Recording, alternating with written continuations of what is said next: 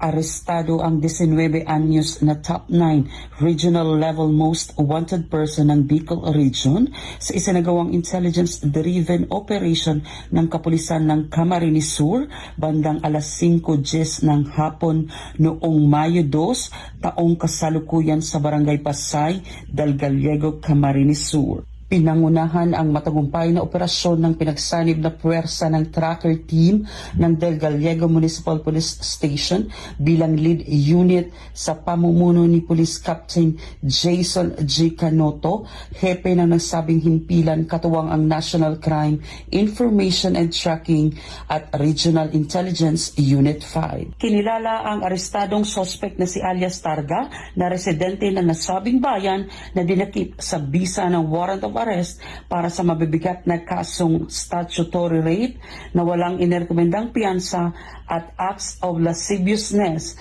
na may piyansang inerekomenda na 36,000 piso. Matapos maaresto, agad na dinala ang suspect sa Del Gallego Municipal Police Station para sa tamang disposisyon, dokumentasyon at turnover sa kaukulang hukuman.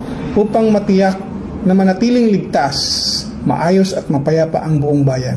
Hinihikayat din po namin ang publiko na patuloy na mag-isa at maging kabalikat ng kapulisan ng Del Gallego sa pagtataguyod ng isang mas maligtas at maunlad na komunidad. Mula rito sa Camarines Sur Police Provincial Office, ako si Police Staff Sergeant Gerald A. Corporal, nag-uulat para sa Police News Network at sa bagong PNP para sa bagong Pilipinas, serbisyong mabilis, tapat at nararamdaman.